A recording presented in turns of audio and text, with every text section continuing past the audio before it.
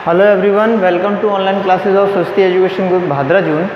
ये मैं आज आप लोगों के लिए क्लास 11th का सब्जेक्ट मैथ्स का एक्सरसाइज नंबर 1.3 चल रही थी अपनी, है ना। उसके क्वेश्चंस का वीडियो लेके आया हूँ, तो देखेंगे अपने। देखो भाई, ये है क्वेश्चन नंबर था आपके, क्वेश्चन नंबर 7 से लेके चल रहा हूँ मैं, ठीक है। तो क्वेश्चन नंबर था आपके 7th, और 7th में देखो 6 तक के क्वेश्चंस मैंने आपको, है ना, बता रखे हैं, और आपको होमवर्क भी दिया हुआ है ना। ध्यान होगा, एक आध क्वेश्चन मैंने छोड़ा होगा तो वो आपको होमवर्क है और रिपीट करने का होमवर्क है, ठीक। चलिए, नंबर 7 था, निम्नलिखित अंतरालों को समुच्चय निर्माण रूप में लिखिए। निम्नलिखित अंतरालों को निम्नलिखित अंतरालों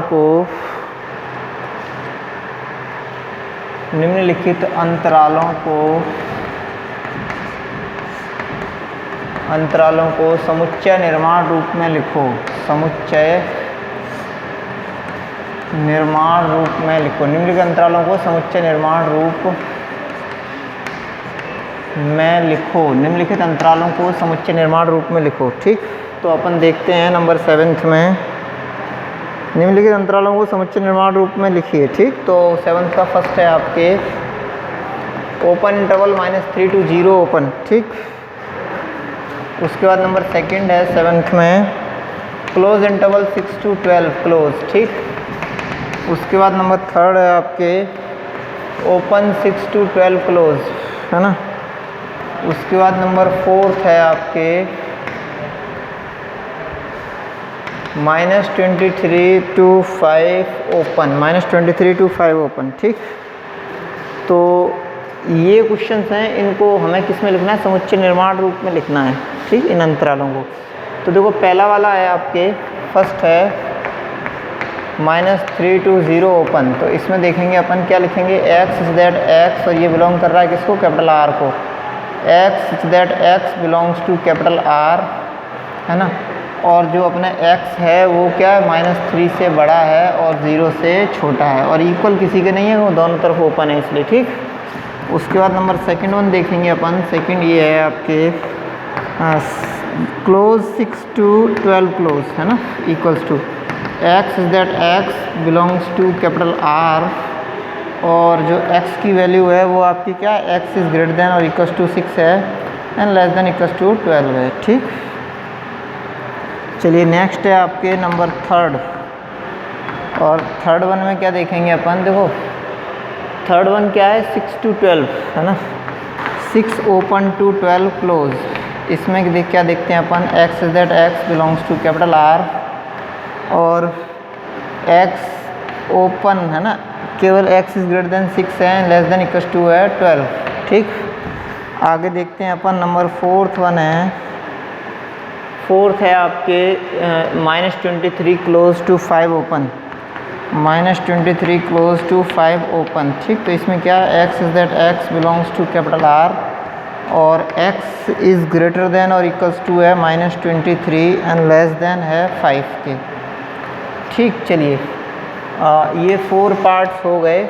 इसके बाद अपन देखते हैं question number 8। Now we will move towards our question number 8, and what is that? देखो भाई, क्वेश्चन नंबर 8 क्या है अपने? क्वेश्चन नंबर 8 है, निम्नलिखित में से प्रत्येक के लिए आप कौन सा सार्वत्रिक समुच्चय प्रस्तावित करेंगे? निम्नलिखित में से प्रत्येक के लिए, निम्नलिखित में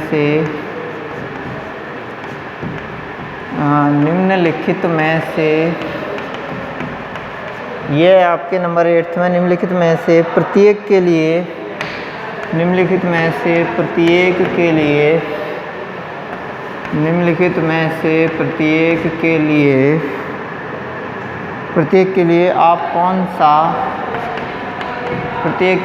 आप कौन सा सार्वत्रिक समुच्चय प्रस्तावित करेंगे?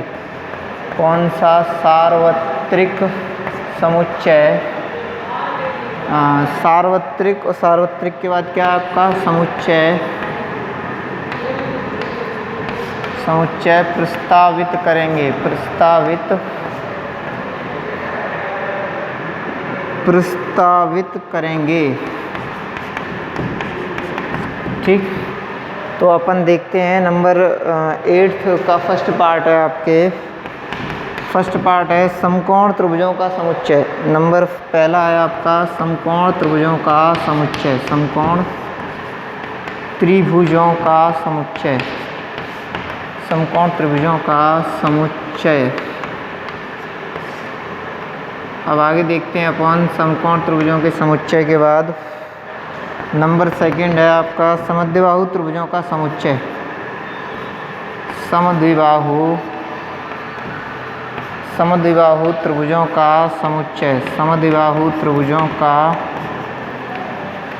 समुच्चय। समद्विबाहु त्रिभुजों का समुच्चय है ना। उसके हाँ ये दो ही दिए गए हैं, ठीक है। तो अपन देखते हैं इन दोनों में ही, पहला वाला है आपका समकोण त्रिभुजों का समुच्चय, दूसरा वाला है अपना समद्विबाहु त्रिभुजों का समुच्चय। इन दोनों में अपन देखते हैं, ध्यान से देखेंगे। देखो भाई, समद्विबाहु त्रिभुजों का समुच्चय और समकोण त्रिभुजों का समुच्चय, इन दोनों में ही अपन देखते हैं कि हमारे को केवल समकोण त्रिभुज और समद्विबाहु त्रिभुज दोनों ही हैं, तो त्रिभुज ना, तो इनके लिए के लिए सार्वत्रिक समुच्चय क्या होगा? के लिए सार्वत्रिक समुच्चय। के लिए सार्वत्रिक समुच्चय। इनके लिए सार्वत्रिक समुच्चय क्या होगा? त्रिभुजों का समुच्चय। त्रिभुजों का समुच्चय। इनके लिए सार्वत्रिक समुच्चय क्या होगा? त्रिभुजों का समुच्चय या समतल में त्रिभुजों का समुच्चय, ठीक है। क्या होगा? समतल में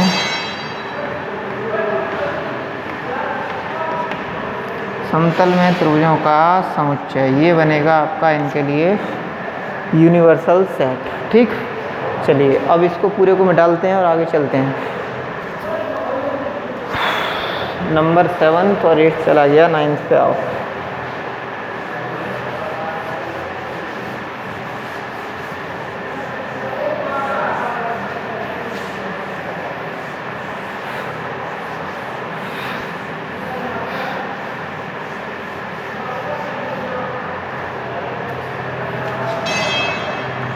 नंबर है आपके 9th। अब देखो 9th में क्या देखना है हमारे को।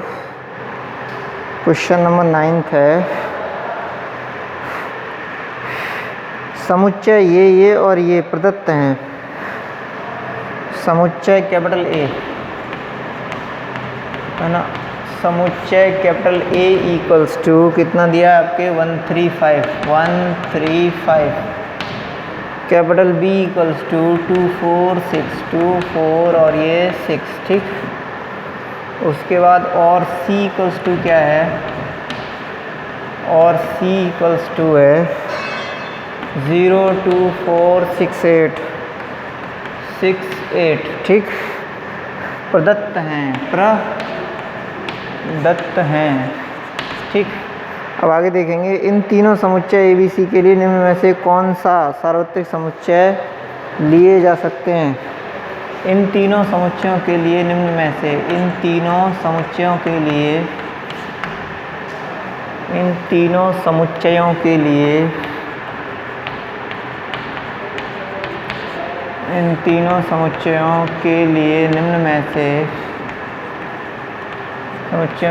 निम्न में से कौन सा सार्वत्रिक समुच्चय लिया जा सकता है? कौन सा सार्वत्रिक समुच्चय लिया जा सकता है? समुच्चय लिया जा सकता है, लिया जा आगे क्या है आपके?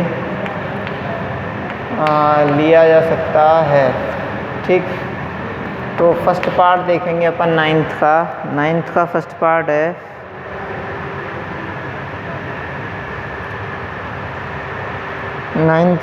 पार्ट है आपके 0 1 2 3 4 5 और ये 6, ठीक। उसके बाद फिर सेकंड पार्ट है आपके 5। आफ्टर दैट आपके थर्ड पार्ट है। थर्ड पार्ट क्या है? 0 1 2 3 4 5 6 7 8 9 और 10। उसके बाद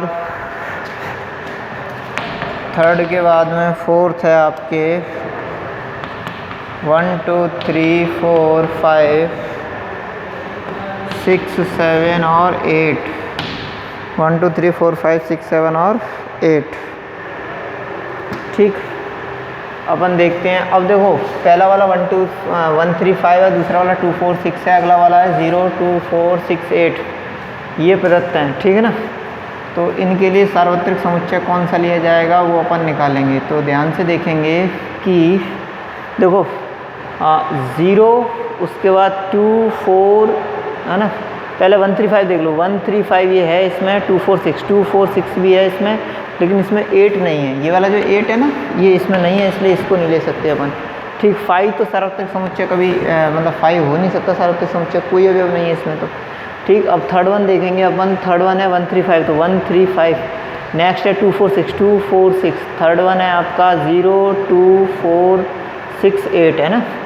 ये बराबर सार्वत्रिक समुच्चय है। ठीक, उसके बाद अपने अगला देखते हैं फोर्थ 1 3 5, उसका 2 4 6 2 4 6। उसके बाद 0 नहीं है इसमें, तो ये नहीं हो सकता। तो अपने क्या है, ये तीसरे थर्ड वाले को है ना, यही अभीष्ट सार्वत्रिक समुच्चय है।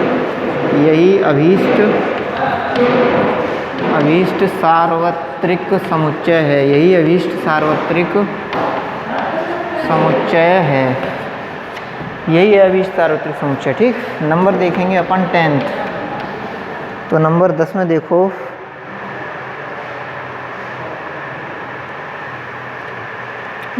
दसवां है नहीं भाई, वेन आरेख। अगला है अपना वेन डायग्राम, है ना। 10वां क्वेश्चन नहीं है। एक्सरसाइज नंबर नेक्स्ट पे आ जाते हैं अपन। एक्सरसाइज नंबर नेक्स्ट है 1.4। एक्सरसाइज नंबर नेक्स्ट है 1.4। 1.4 की तरफ अपन मूव करेंगे, है ना। इसको रब के देते हैं और 1.4 की तरफ चलते हैं।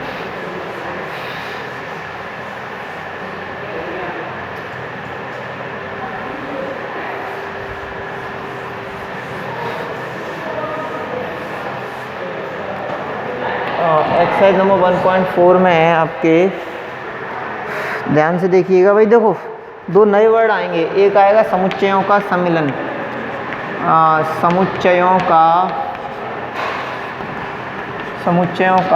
सम्मिलन, समुच्चयों का सम्मिलन, union of sets, union of sets, है ना। समुच्चयों का सम्मिलन यानी यूनियन ऑफ सेट्स। दूसरा है आपके समुच्चयों का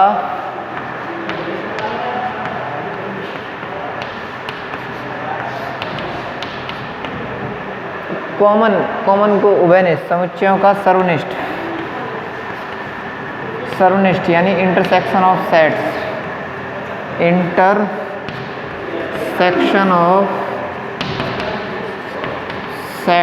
इंटरसेक्शन ऑफ सेट्स। ठीक, देखो समुच्चयों का जो यूनियन है उसको यू से इससे शो करेंगे और सारे अवयव आने चाहिए। दो सेट्स जिनका हम यूनियन ले रहे हैं उनके सभी अवयव आ जाने चाहिए, है ना उसमें, और रिपीट नहीं होना चाहिए क्योंकि समुच्चय में आए हुए अवयव अद्वितीय होते हैं इसलिए। ठीक, और इंटरसेक्शन का सिंबल ये होता है, इसमें क्या है आपके कि दो समुच्चय जो दिए गए हैं उनके जो कॉमन उभयनिष्ठ जो दोनों में जो अवयव हों वो लिखे जाएंगे केवल। ठीक, तो अपन दोनों को रब करते हैं और एक्सरसाइज की तरफ बढ़ते हैं। ठीक, बाकी एक्सरसाइज में एग्जांपल के थ्रू समझा देंगे। तो अपन देखेंगे, देखो 1.4 का क्वेश्चन नंबर अपने फर्स्ट है। देखो भाई 1.4 का क्वेश्चन नंबर फर्स्ट है आपके,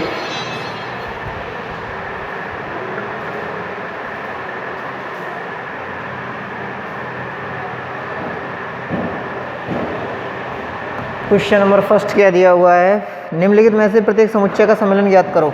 निम्नलिखित में से प्रत्येक समुच्चय का, निम्नलिखित में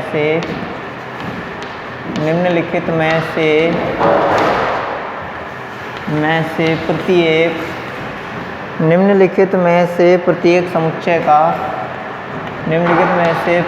समुच्चय का आगे क्या है, समुच्चय का सम्मिलन ज्ञात करो। सम्मिलन निम्नलिखित में से प्रत्येक समुच्चय का सम्मेलन ज्ञात करो। प्रत्येक समुच्चय का सम्मेलन ज्ञात करो। ठीक, तो देखो सम्मेलन ज्ञात करते हैं। फर्स्ट पार्ट है, फर्स्ट का x इक्वल्स टू क्या है आपके 1, 3 एंड 5।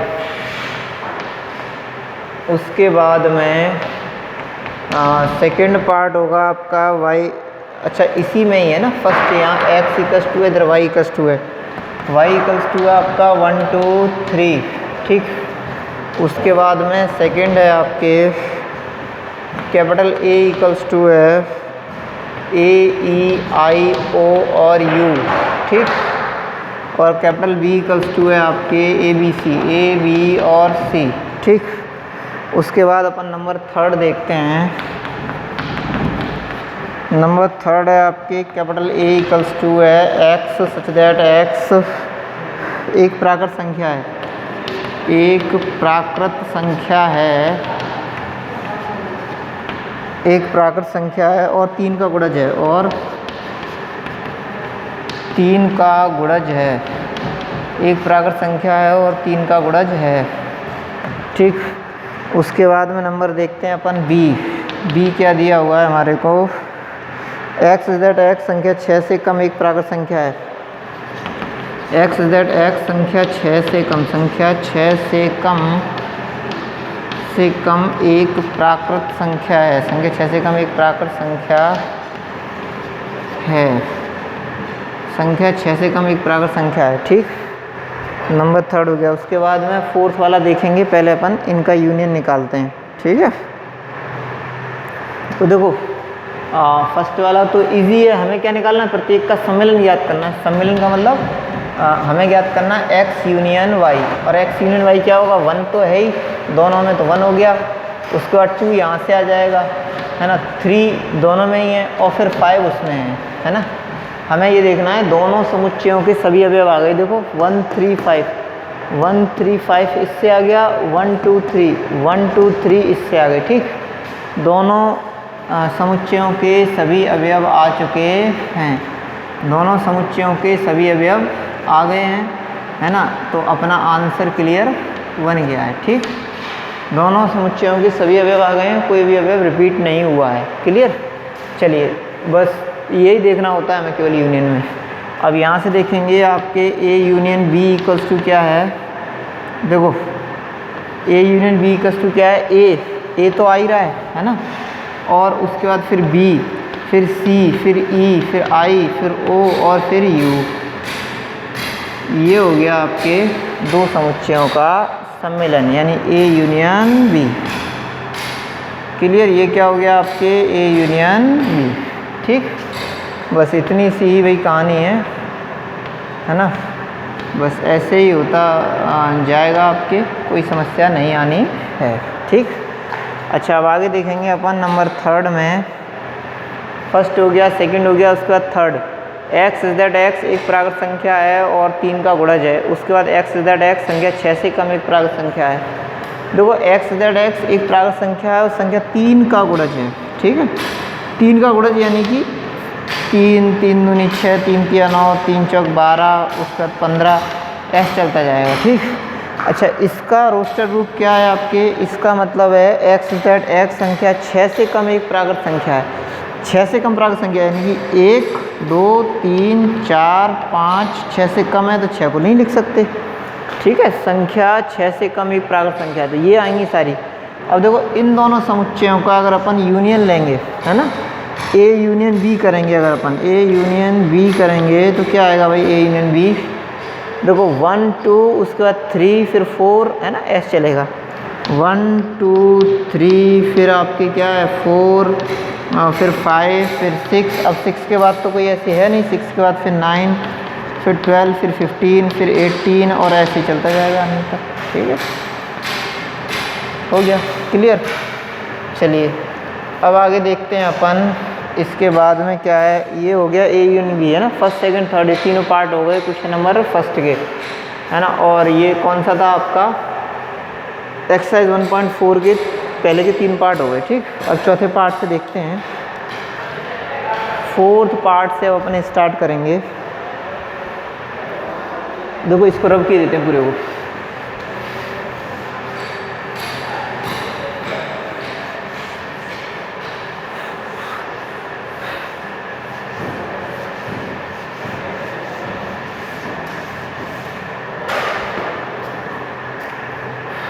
एक्सरसाइज 1.4 के पहले का फोर्थ पार्ट,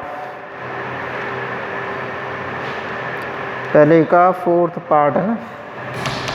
फर्स्ट का फोर्थ पार्ट क्या है आपके, a इक्वल्स टू है, कैपिटल A इक्वल्स टू है एक्स जेड एक्स एक प्राकृत संख्या है, एक्स जेड एक्स एक प्राकृत संख्या है और एक प्राकृत संख्या है, और इसके बाद क्या है आपके x is greater than 1 and x is less than equal to 6, ठीक।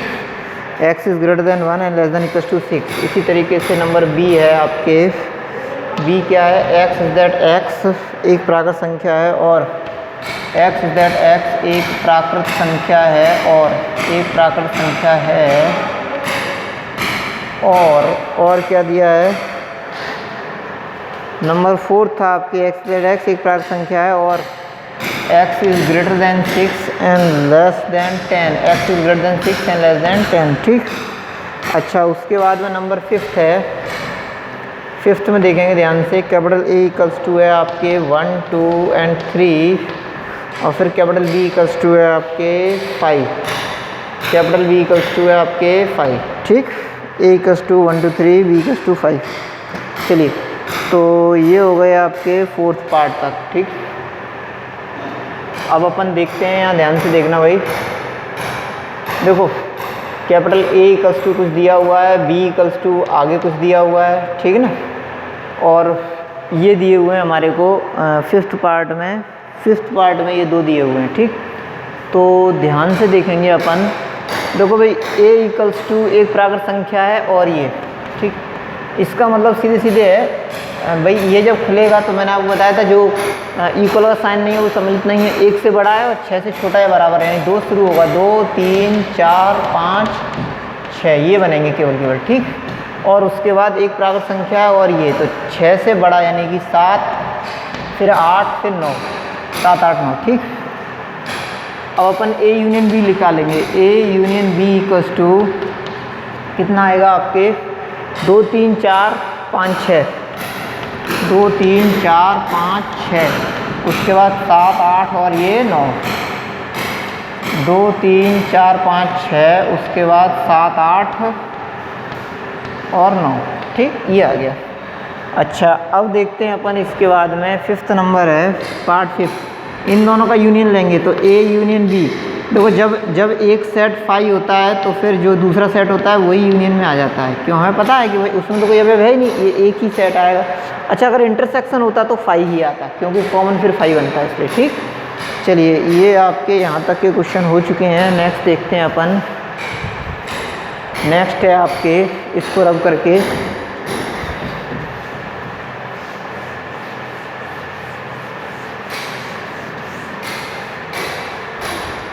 ये तो था आपका नंबर फर्स्ट। अब नंबर सेकंड की तरफ अपन भागते हैं। तो देखो सेकंड क्वेश्चन में क्या है, मान लीजिए कि कैपिटल A, मान लीजिए कि कैपिटल A इक्वल्स टू कितना है आपके A, B, capital B equals to कितना है आपके A B और C, है ना।